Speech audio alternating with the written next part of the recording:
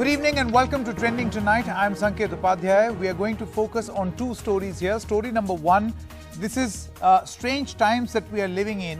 One, having to deal with the pandemic. Two, to have to get stuff, medical aid from outside. And number three, pay tax on it. So taxation in the times of a pandemic. Is the government making money off the sick and dying? Why do we say this? Well, the government still charges 12% IGST on these oxygen concentrators that are coming in from abroad. Why? This was 28%. It has been reduced to 12% as a gesture. But why this 12% also is the question that we are asking. Why do we want to tax at such a time? Why? Why can't it be free or zero just for this period? Story number two, we'll be also asking a very important question. India is fighting the deadly second wave. There are recommendations coming in from epidemiologists, experts, all of them saying that the only way to contain this now, unfortunately, is a national lockdown. The government is in no mood to do that. So the big question we'll ask experts, do we need a national lockdown? Has it become the need of the hour? Let's quickly shift to story number one. I have with me a special guest, the former Finance Minister, Mr. P. Chidambaram. Thank you very much, Mr. Chidambaram. I want to start off by asking you, what is your opinion? Do you feel we should be taxing this medical aid that is coming from outside at a time like this? Of course, we should not. They are penny wise and pound foolish. For every rupee they collect by way of tax, they'll have to deal with a number of people who go without oxygen. And the cost of treating a number of people who go without oxygen will be several times more than the paltry amount they collect as IGST on imported oxygen. Well, I don't know whether there is an excise duty on domestic oxygen. If there is an excise duty on domestically produced oxygen, that should be scrapped. A GST on domestically produced oxygen should be scrapped, and imported oxygen should be tax-free. Mr. Chidambaram, do you feel that this has to do with, see, because on their part, what the government has done is, this taxation was at 28%. It has been reduced to 12%. The big question is, why this 12%, why this 12% also? It could have been free. Yeah, because they don't put their thinking caps on. They just react in a knee-jerk fashion. When people criticize the high rate of tax, they reduce it a little. If they conceptualize the whole matter, they will scrap the tax, both on oxygen produced within India and oxygen imported from outside. They should also scrap any tax on life-saving medicines. For example, I'm told that there is a tax on remdesivir, yes, which is an antiviral drug. They should slash the duties on all antiviral drugs to zero for a period of 3 months or 6 months. See, these taxes can always be reimposed if the situation improves. But during a pandemic situation, when all this must be accessed to the lowest cost, taxes must be kept at zero. Mr. Chidambaram, would you be able to, with your experience, be able to cite certain examples in the past where, I don't know, I mean, we've never faced a challenge like this, but perhaps some experience in the past where something similar was done, like a precedence? Not off the cuff, but I suggest you go back and look at 2008 when we had to compulsory license a particular anti-cancer drug. And you can check whether that anti-cancer drug was imported and whether the duty was kept at zero. I mean, that's the only offhand example that comes to my mind, but I really didn't have the time to work up the facts there. True. Mr. Chidambaram, I also want to ask you, do you feel that the government must be told by way of perhaps a recommendation, a suggestion from, say, either you or your political party to this effect, that you can't tax people at a time like this? Here I am recommending, if you want I can tweet, I can say, and I say it on your television show, that all antiviral drugs, all essential equipment, all essential medicines, including oxygen, must be available to the people of India without any domestic taxes and without any import duties. They should be at zero tax. Apart from this, Mr. Chidambaram, there was another question that I wanted to ask you. A lot is being said about imposing a national lockdown. The government is more keen on having a restricted containment zone sort of an approach with more power to the states. What do you think is the wiser thing to do right now? I mean, your leader of your political party has been saying that this is the only way forward. Doctors like Dr. Guleria of the All India Institute of Medical Sciences is saying the same thing. What's your opinion? See, I don't have the facts from every state. I think it's desirable, but whether it's feasible will depend upon state to state. As of now, what is happening is each state is indulging in what I would call creeping lockdown. They're extending the number of hours per day and the number of days per week. Eventually, in that state, it may become a total lockdown. There are perhaps parts of the state where a total lockdown is not necessary. Containment zones are sufficient and restricted lockdowns are sufficient. There could be some small states in the remote parts of India where a total lockdown may not be necessary. So I think the right decision is to leave it to the states, recommend to the states that if necessary, don't hesitate to impose a total lockdown and leave it to them. I think in many of the big states, the creeping lockdown will become a total lockdown in a matter of a couple of weeks or 3 weeks. All right. Mr. Chidambaram, many thanks for joining us on this. Thank you. Thank you. All right. Let's now also quickly introduce Mr. PKD Nambiar. He's a political analyst. Views lean towards the BJP. Mr. Nambiar, we'll try going across to him in just a short moment. We'll go across to him in just a short moment. Our other guest, Dr. Sunila Garg, she's a professor at the Community Medicine, MAMC, also member of the Lancet Commission, COVID India Task Force. Thank you very much. We also have Dr. Harsh Mahajan, Senior Vice President, Nat Health and founder and Chief Radiologist, Mahajan Imaging, and Dr. Jitendra Nagpal, Deputy Medical Director, Sitaram Bharti Institute of Science and Research. Thank you very much. Dr. Garg, we'll begin with you. What do you think about, the story that we are discussing, that we are importing medical equipment from outside in great need under this terrible state of medical emergency, and then we are having to pay a very hefty tax. So it was 28% on oxygen concentrators, reduced to 12. But the question is, why even this 12?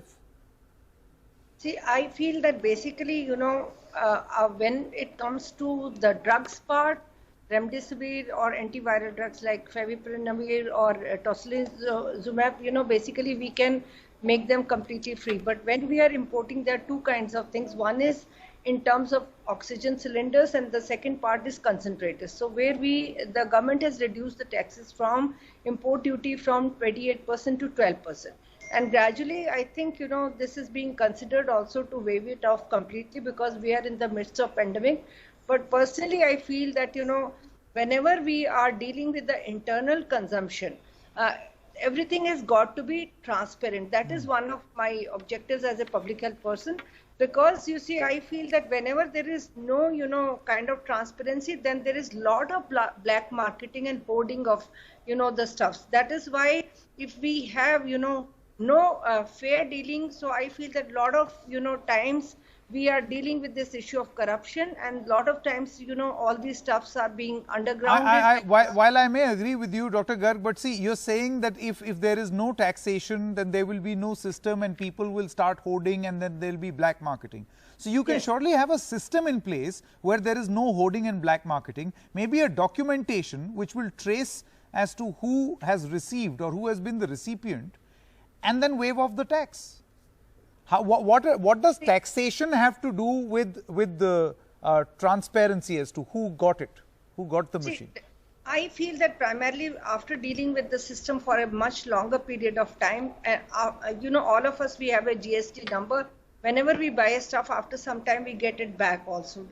It depends upon the organization which is there. But for a common man or for a single individual or for a person, I feel that it is always better that, antiviral drugs, can be, exempted completely. Sure. But from the import point of view, the duties can be reduced and subsequently they can be considered that they may be completely waived off.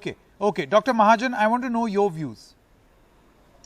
I'm very clear on this, that those things, medical equipment, drugs, reagents, which are required to fight this pandemic, it's a war that we are waging. And we want that as much of those equipments come into the country. That will happen only if we remove the duties, customs duties, taxes, GST completely for the short term, for a specified period till we've overcome the pandemic. And because we want these stuff to come in and flood the markets and our people be able to actually afford them. Right now, we are running pillar to post for concentrators, oxygen cylinders. They are in huge short supply. And we would do no harm if these taxes and duties were to be taken away. And let me tell you that only last week on Nat Health approaching the government, duty on several reagents which had got used and were in short supply in the country was reduced to zero, and they are now coming in without any duty or taxes on them. These are the inflammatory markers which are required for COVID blood tests. And so the government, it's not as if the government is not receptive or not listening. If we go to them with our requests, I'm sure they will do it, because the nation needs it, we need it. Absolutely. So many people are fighting without oxygen, dying without oxygen. Anything that can be done to bring these stuff into the country quickly should be done. And Dr. Mahajan, your area of expertise also, you see that the ICMR has had to tweak guidelines because of the sort of pressure that you are under as far as RT-PCR testing is concerned. But the point is, even there, to import many of these equipments from outside, if such incentives can be provided at this moment of making it either tax-free or reduce it to a bare minimum, ideally have none at all, particularly in this war-like period, is going to enhance our capabilities of testing more, which will help us in controlling this virus in hopefully a third phase also. Very true. I agree entirely. But there are some things which are manufactured within the country and of which there is no shortage. So for those, competitive items to come from outside and be cheaper than those that are manufactured in the country, it'll hit the indigenous industry. But if there is a shortage, then definitely we should bring in as much as possible. Okay. Like RT-PCR kits, there are millions that are manufactured within the country. And so the government has not reduced the duty on it or removed the duty on it, because we have them high quality kits available in the country. So some kind of distinction would be need to be made between what is produced indigenously so as not to hurt the indigenous industry. Okay, fair enough. Dr. Nagpal, I want to come to you now. Your opinion. Do you feel that this taxation is right at a time like this? Well, I would think that there is definitely a strong case for a waiver at this particular point in time. The reason being very clear that the primary objective at this particular point is to save as many lives as possible. And these equipment, including, oxygen concentrators, sometimes BiPAP machines, other equipment related to the urgent management of these patients, the more they are present and the less the logistical constraints that the doctors face in managing the patients at this particular point in time, the more lives that can be saved. And I wouldn't see any, reason for not flooding the market, as Dr. Mahajan is suggesting, that at this particular point in time, we need to flood the market. Exactly. and you need as much equipment as the doctors need, as every patient's need is equally important. Absolutely. Dr. Garg, Dr. Mahajan, as well as Dr. Nagpal, please do stay on with us, because in just a short moment, we are going to begin our discussion on another very important aspect, which is, should a national lockdown be imposed? What's your experience of a national lockdown? Should it be done? Should it be not?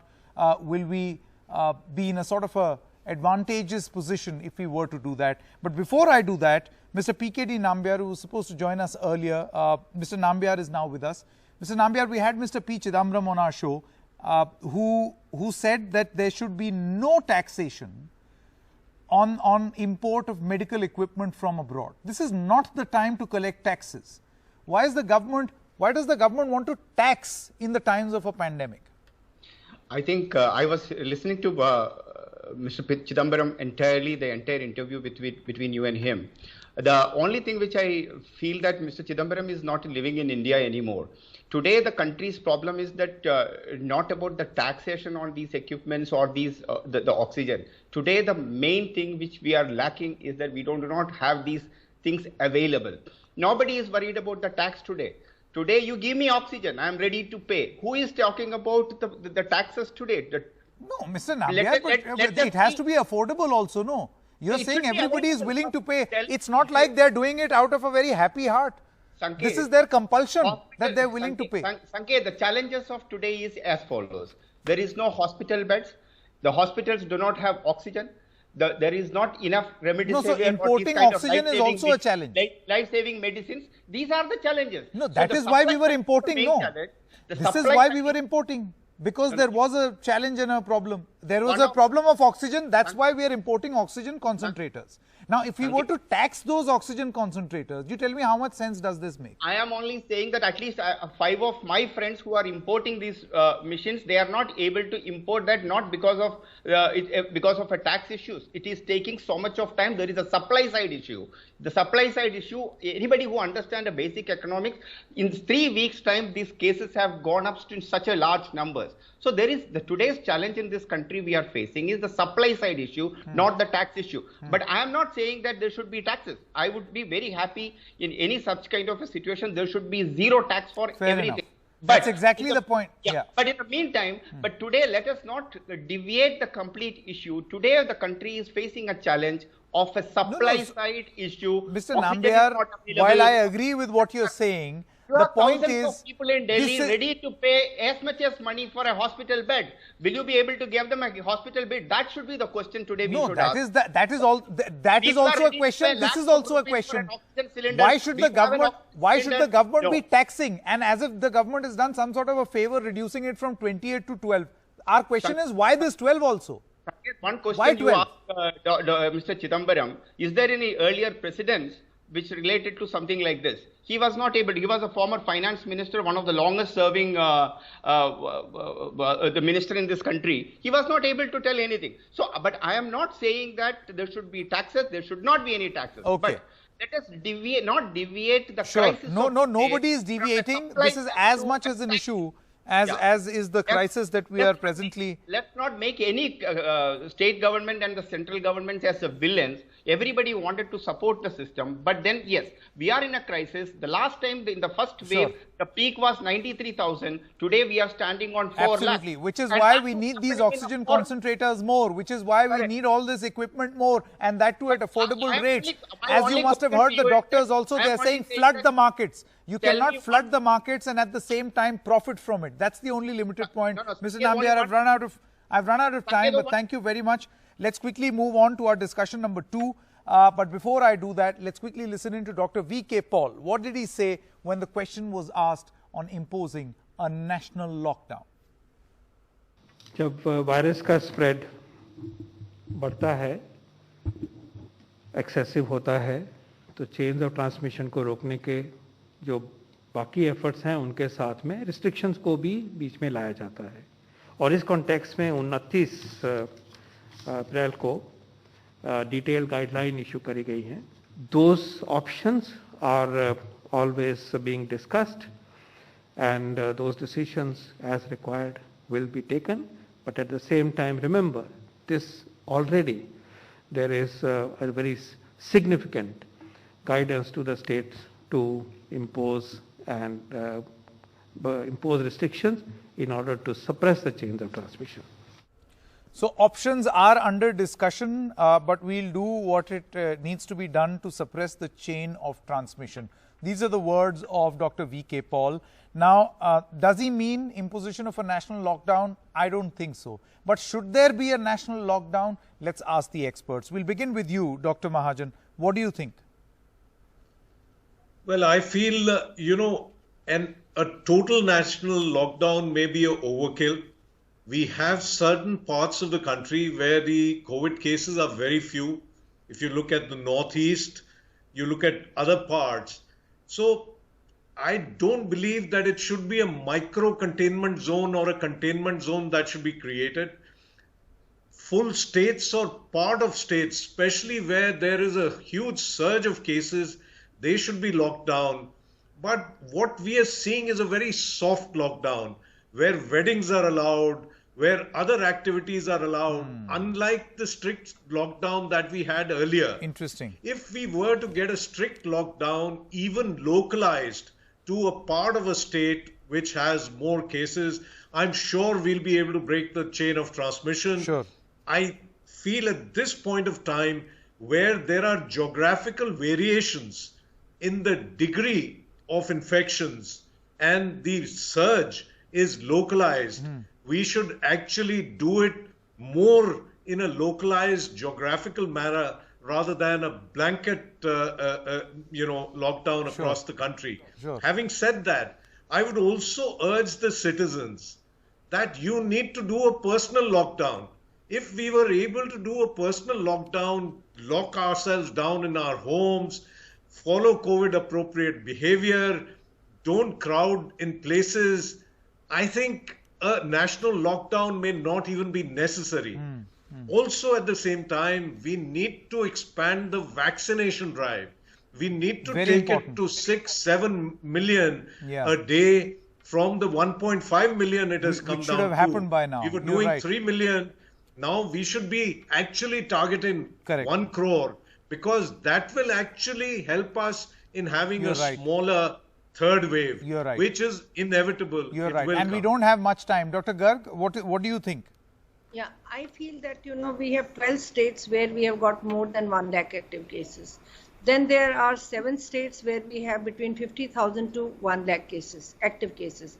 And if we see the positivity rate, Goa has got positivity rate of 48%, Rajasthan 35%, West Bengal 32%, Delhi, Himachal, Karnataka again 30%. So I feel that the scenario has to be state to state. So that is important, and then it has to be a kind of a lockdown which is almost a complete lockdown because our districts within the states also have porous borders. So that's where even if we see NCR region, though I will like to bring to your attention that on 30th April we had maximum number of cases, and since then we are consistently having less than 4 lakh cases. But there is nothing got to be happy about it. We have got to be much more vigilant with regard to these states.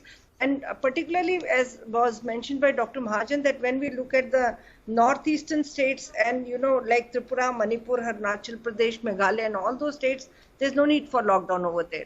But it is also very, very important that from the public health perspective, I feel that it is the personal lockdown which is much more important. The people have to realize when they've got to go out, that is where it comes from self-empowerment, and when already the lockdowns will be there in these states, automatically the people learn that there is a lockdown.